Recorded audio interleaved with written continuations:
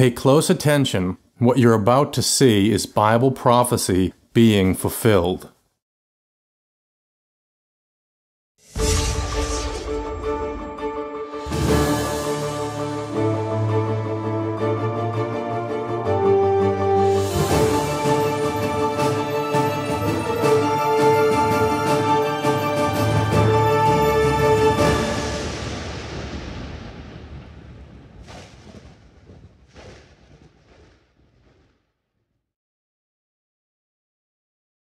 Welcome to another edition of YPN News, bringing you the news as it relates to Bible prophecy and foretold by Yeshua Hawkins.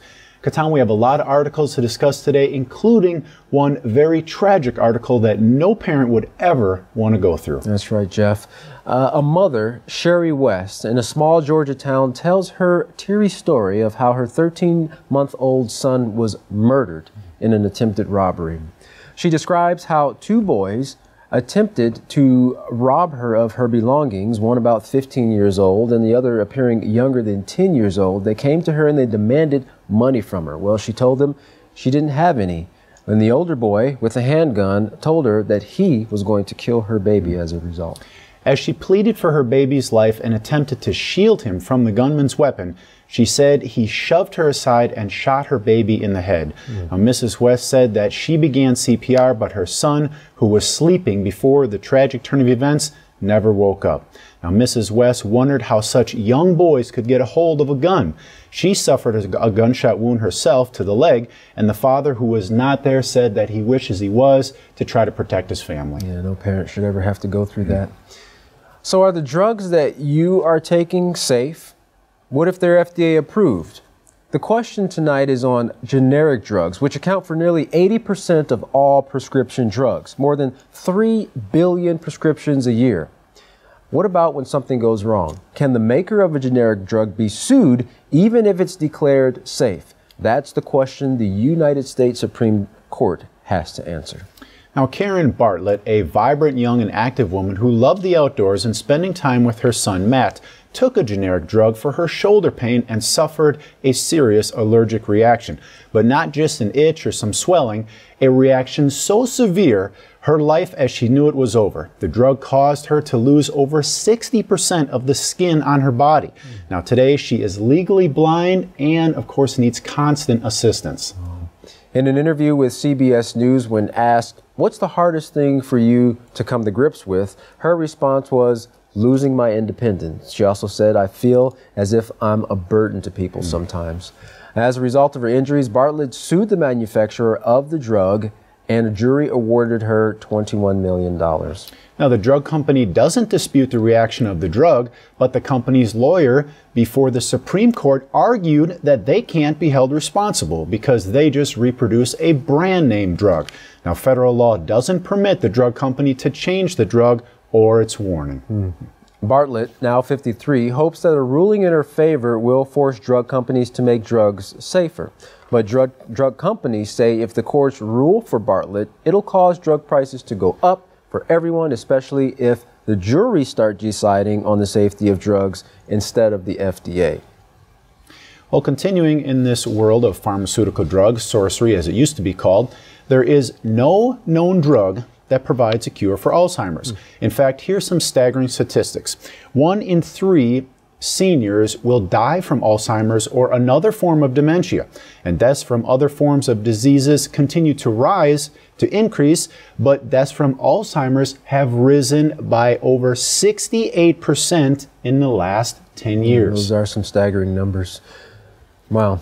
From dementia to malice and confusion, this next story is evidence, Jeff, of the world not getting any closer to finding solutions to today's problems. On another college campus, the University of Central Florida, James Sibakumaran pulled a fire alarm in an attempt to lure students out of their dorm rooms and open fire on them. But his plans were spoiled when his roommate saw his activities, locked himself in his room, and called 911. Now, police arrived before any students were injured, but they found him in his room with a self-inflicted gunshot wound. Now, next to him, a handgun, a semi-automatic rifle, and his plans for the attack, as well as the components for 4 homemade bombs. Now, the gunman was described as a loner and had no known friends on campus. His family is now asking for privacy. And I think in that list, the first thing was get drunk, and the last thing was give him hell. So he was going to try to do a lot of damage. Kind of wonder what the influences that he had in his life was.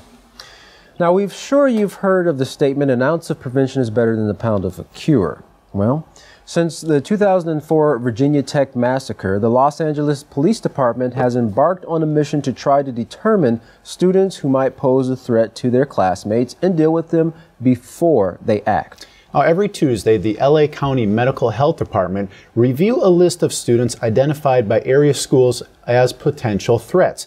Now, on a daily basis, they average about 30 to 40 referrals to their center from area schools. Now, Belize, who heads the school threat assessment response team, say they coordinate with school officials, mental health experts, and law enforcement to assess the threat level of the referrals that they receive. Interesting. Several of the identifying markers that they look for is there a wish to die? Is there a wish to kill? Or is there a wish to be killed themselves? This approach has led to the confiscation of weapons and even students being hospitalized. Belize even tells of an accounting of an 8-year-old boy who expressed his desire to go to school and shoot his classroom with an AK-47. 8 years old. 8 years old, Jeff. Now, just hours after the Newtown, Connecticut shooting, the assessment of the high-risk students turned up 50. Now, experts speculate that the coverage of the mass shooting inspires troubled children to think to themselves how they can actually do that better. That's terrible. Now, the START team, the START team, believes that they have prevented attacks and that their other goal is to keep children in school and to help them graduate, because they think that if they drop out and they don't get any help, they'll become more isolated and then potentially violators themselves. Right. Now, 7 Marines were killed and 7 injured after an explosion this week at a Nevada training base. The accident involved a mortar round, one of the military's oldest and most reliable weapons. The Marines had been training with live mortar rounds when one of the rounds exploded inside the mortar tube shortly after 10 p.m. Now, residents there were so accustomed to hearing these explosions from the base that they didn't worry about it until they heard the sirens. The Hawthorne Army Depot has terrain similar to the conditions in Afghanistan, which complicated their rescue efforts. Now, the helicopter ride to the area's only major trauma hospital lasted more than a half an hour. And of course, Catan, 30 minutes is a long time when you have injured. That's right. Every second counts. Brigadier General Jim Lukeland said, "We don't know yet what caused this malfunction. A team of investigators has begun the investigation to figure out just what happened.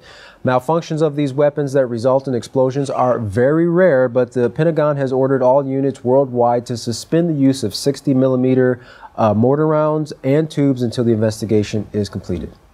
For our next report, the Chinese and Iranian alliance is shrouded in troubles. YPN's Larry McGee has our report on the corruption in China and the instability in Iran. Larry? New leaders have been elected in China recently, and like those that preceded them, they have made many promises to address the rampant corruption and cronyism that exists throughout the Chinese province. This week, however, there is evidence that many of the people are no longer satisfied to wait on political promises and have instead began to take matters into their own hands. Just recently, at a crowded bus station in Zhengzhou, China, 15 protesters gathered, determined to confront the station's manager, who is also the local Communist Party boss. According to the protesters, led by Feng Shengchun, they have evidence that he has skimmed up to $7 million from the bus station, which is supposed to be state-owned and operated. According to Shun, the party boss, Mr. Feng Shangwei, illegally took over the bus terminal, which is the main profit center for the village. Protesters say he has seized all of the station's profits and is unwilling to release any for public usage. Just minutes after the interview with protesters began, the manager's hitman makes an appearance. Some say this is normal, and usually the enforcer would prevail. But on this occasion, the villagers decided to retaliate, and the hired hitman gets the worst of it. Amid his request for more, the protesters continue to vent their anger, and for observers, altercations like these are evidence of the demoralizing effect that corruption is having on the Communist Party. The same party, which is reported to have produced an economic turnaround in China, is now said to also be producing officials at every level which take office and turn toward self-interest. Almost every week now, there are new protests against party corruption. Last month, 2,000 protesters gathered in Hubei province in Beijing, asserting that local officials had sold off public lands for profit. The demonstrators in Shengzhou say they would like to see the profits from the bus terminal return. They say it was supposed to have been utilized for housing and the elderly. Instead, most of it went to the party boss and for bribing local prosecutors. Mr. Fong maintains that he has a private contract to operate the station, but protesters say they have evidence proving the contract is a fake. Whether or not it is true, what is true and what is very real is the trouble brewing for one of China's most controversial allies, Iran. In fact, no country in recent history has ever been isolated in the way that Tehran is about to be. Recently, Iran was electronically severed from world commerce, a feat which is made possible because all of the world's financial transactions pass through a central computer hub in Belgium called SWIFT. Removing Iran from SWIFT is the most severe step yet to try and hurt the Iranian economy and force Iran to abandon its disputed nuclear program. And if that doesn't work, Israel continues to prepare for a military option. Leonard Schrank, a former manager of SWIFT, who operated the organization for 15 years, believes this will be the last big sanction. Established in 1973, SWIFT, which is a Brussels-based organization, is the spinal cord of the global financial system, a cooperative overseen by the world's banks. Over $6 trillion flow through its electrical veins every day, and every bank has a BIC, or a bank identifier code, a SWIFT code. The codes of 30 sanctioned Iranian banks and subsidiaries, including Iran's central bank, which handles most of the country's oil contracts, have been disconnected, and they can now neither buy nor sell through the world system. To quote Mr. Schrank, Iran is off the system. They are cut off. The sanctions could damage Iran's oil business, and while they do have alternatives, they are said to be far less efficient, less secure, less automated, and they would take considerable time and cooperation to coordinate. In short, the sanctions are going to hurt. Theoretically speaking, SWIFT is supposed to be a neutral entity, and some fear that the Iranian sanctions set a very dangerous precedent where SWIFT could be used as a political weapon. But Mr. Schrank believes that in an effort to prevent a Mideast war or worse, SWIFT was left with no choice. SWIFT says it was merely complying with the laws of the European Union, which force it to take action. For YPN News, I'm Larry McGee. Good time, Jeff. Back to you. We appreciate your report, Larry. Well, the election of Pope Francis has the Jewish community very excited. The new leader of the Catholic Church has an excellent reputation in his home country of Argentina, where the leaders of the Jewish community there are calling the new pontiff a friend and an advocate of tolerance and a man with a common touch. Now, one Argentina rabbi commented, "He is different. Not really a person that you're waiting to be open. Instead, he promotes dialogue, which continually deepens the links with the Catholic Church and the Jewish community." Pope Francis has had good relations with Argentinian Jews for decades. As recently as December, Archbishop Jorge Mario Berchelicio, the future Francis, lit the first candle on the menorah in a Buenos Aires synagogue during a Hanukkah ceremony. In November, the Buenos Aires Berchelicio brought leaders of a Jewish, Muslim, and other faiths into Buenos Aires Metropolitan Cathedral to pray for peace in the Middle East. Now, the future Pope has participated in Holocaust memorial ceremonies for decades. On the 74th anniversary of Kristallnacht, and that was the night in 1938 when nearly 200 synagogues were destroyed and the Jews were sent to be exterminated in Adolf Hitler's Germany, the Pope Francis invited Jews into Argentina's greatest cathedral for prayer, and that was on the memorial, of course. Right, right.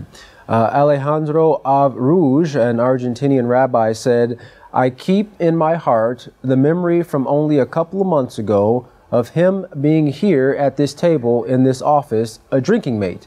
I was a drinking mate with the Pope after he had come here on the metro from the city center to the synagogue to share an afternoon." To celebrate, of course, a night where the whole community saw him, and of course they were grateful for his participation. So he remembers that. In 2006, when the then Pope Benedict XVI offended Muslims worldwide by saying some of the Prophet Muhammad's teachings were evil and inhuman, the future Pope Francis led interfaith services in Argentina for tolerance of all religions. Vice President of the United States, Joe Biden, was among the world leaders that attended the Pope's inauguration. The new Pope is the first named after the 13th century friar, St. Francis of Assisi, whose life work was to care for animals, the poor, and most disadvantaged. In his first address as Pope, he preached a message of humility and service to the poor. He also laid out priorities of protecting the weak, the poor, and the environment. Now, let us be protectors of creation, he said, protectors of one another and the environment. Interesting, he's using the word environment. That is interesting. In his first tour of St. Peter's Square, the Pope ignored the security concerns and he rode around in the Pope-mobile without the bulletproof glass. He also paused briefly to step down and kiss a handicapped man. Now, Jews from Argentina say that they were not surprised with his actions there since he has been doing this all his life. Interesting, he kissed a man. Now, after the celebrations, the new Pope will face the challenges of cleaning up the scandals that has plagued the church for centuries. Father Thomas Rees said he believes the Pope will cope just fine. He said he's already started by showing that a leader has to be humble and be a servant to the people. That's a change in mentality that is so important, and that's a change in mentality that he has to get across the Vatican. It sounds like his words are indicating that humility is obviously not there right now. Now, on the day that the Pope was talking about peace on earth, bombs were going off in Iraq. In fact, insurgents marked the 10th anniversary of the U.S. invasions with a wave of bombings. At least 60 people were killed. Wow, what a way to celebrate. While in Jerusalem, President Obama spoke at a college campus and received rock star treatment. While there, he expressed that Jewish settlements on the West Bank is hurting prospects for peace. Although the students applauded his remarks, the elders didn't take his statements too kindly. Prime Minister Benjamin Netanyahu, though, thanked President for his unconditional support of Israel. While addressing the students, President Obama expressed his frustration with the contentions between the Palestinians and the Israelis and said that the current peace process doesn't exist, and he called for a fresh start. In his speech to young Palestinians and Israelis, he said, "So many Palestinians, including young people, have rejected violence as a means of achieving their aspirations." He continued, "There's an opportunity there, a window. Peace is possible."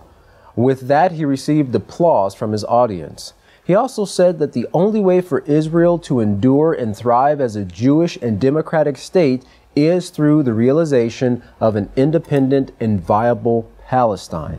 Now, as far as the Jewish settlements in the Palestinian territories, Mr. Obama merely said they were not constructive. But the Palestinians, of course, consider this occupation of the Jewish people in the Palestinian areas as illegal. Yet in Ramallah, President Mahmoud Abbas said that there would be no peace talks unless Israeli settlements were stopped. Now, while there, Mr. Obama's goal was to get Palestinians and Israelis to think anew about peace. He also said his goal was to hear what both parties needed to achieve peace and what route we would need to take to achieve that peace. That's right. Well, Jeff, it seems like the world right now is in a really confused state. It seems like there's so much turmoil taking place, and they really don't have any answers. The world very leaders, unstable. That's right, very unstable, turbulent, I believe it's also said. The leaders have no answers for peace. But we have found in our reportings in times past that Yisrael Hawkins of the House of Yahweh has continually been bringing forth the same solution for peace time after time after time after time again. And any way that those of our viewers would want to see and read these answers for themselves, they can contact the House of Yahweh and request their free Prophetic Word magazine or monthly newsletter put out every month by the House of Yahweh, and they can get their own and see these answers that Yisrael Hawkins has. That's correct. You can contact the House of Yahweh by writing them at P.O. Box 2498, Abilene, Texas 79604, or you can call them at 1-800-613-9494. You can also email them at info@yahweh.com, and you can also visit the website at www.yahweh.com. And of course, for all calls outside the United States, you can call the number on your screen. Up next, Yisrael Hawkins, bringing the true solutions to all the world's problems. For all of us here at YPN News, I'm Katan Alexander. And I'm Jeffrey Heimerman. Thank you for watching.